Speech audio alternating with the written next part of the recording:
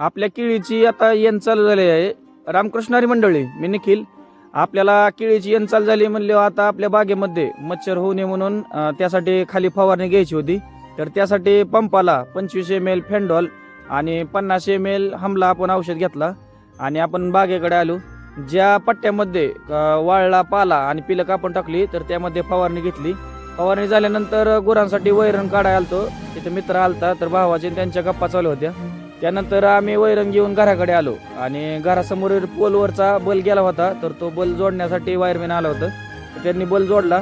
वड्यातलं आपल्या पाणी संपलं होतं. मग नदीतल्या विहिरीत आपल्याला मोटर न्यायची होती. मग मोटर फणावरती मांडायला मित्रांना बोलवलं होतं तर मित्रांनी मदत केली.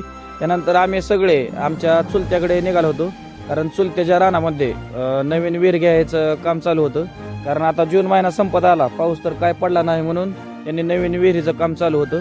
तर चला भेटूया पुढच्या व्हिडिओमध्ये.